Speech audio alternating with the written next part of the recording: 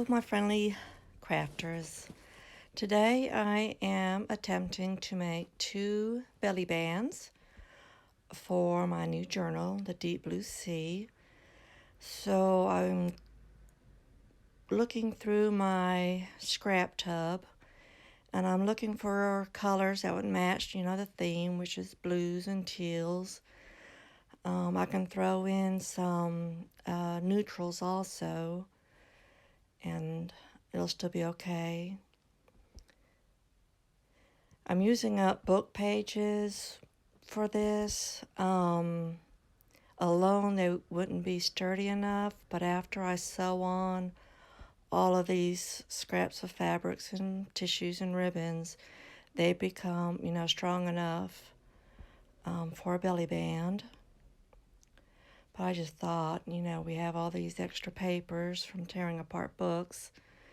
We have to use them. And they're normally the right size, tall enough. So I'm just inking them with my Distress Oxide in Vintage Photo. And that's some scrapbook paper. I have some scraps to the left of me and scraps to the right of me. And it's in between, right? I know that song. I know that is a song. Yeah. So I just wanted a little bit more color, so that's why I was trying to grab those. Plus, that's cardstock weight there, so it really make it sturdy. Since I'm going to sew on these, I'm just using some glue stick, because I'm going to use like a zigzag stitch, and that'll catch everything and hold everything down nicely. But the glue does help it keep, stay put while I'm, trying to get it all under the needle. So that's just some scrap yarn, and you can use anything you have. Strings, ribbons.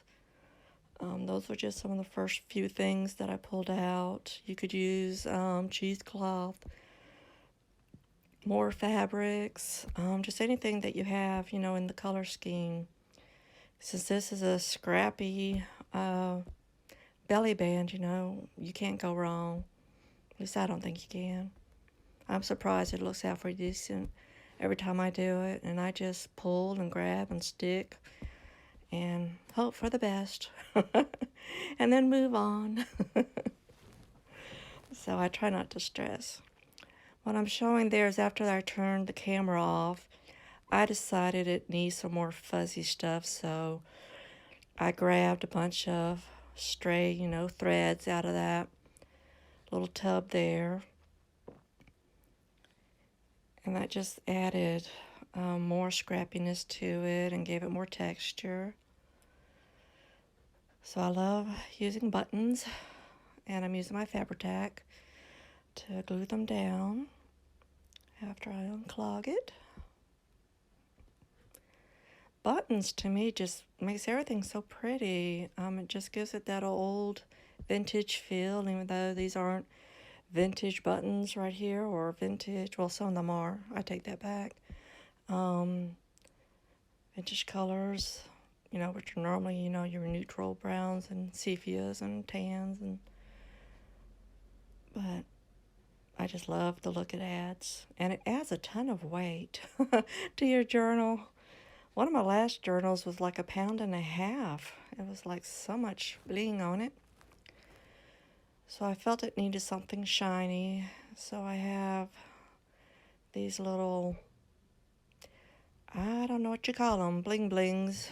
I probably got at the Dollar Tree. And whoops, one ran away from me. And I'm using my Fabri-Tac to glue that down.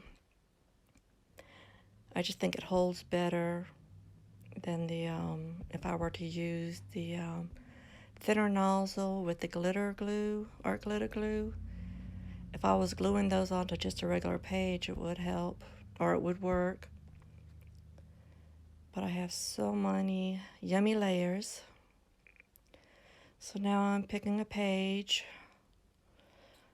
and I love that page with all the Lindy spray on it, but I decided this plain page needed a pop of color. And of course I have it upside down. I take the pages in and out so many times that they always get turned wrong way, so it's a good thing to check before you start adhering your pockets and everything to make sure it's facing the right way. I've got several pages in my art journal books that were upside down, which is okay because it's my books. But for these, I want to make sure, at least it's the right side up. So this is the second signature. And I decide first on this page, but it's too short and I don't want to cut the belly band because I have the buttons and all the lace on it in the way. So I just pick a different page. Of course, I'm wrestling with the other pages. And here I am using the art glitter glue because it is paper to paper, so it's going to give me a good hold. So I hope you enjoyed these. I hope they inspired you to create and have fun, and just go for it. Bye-bye.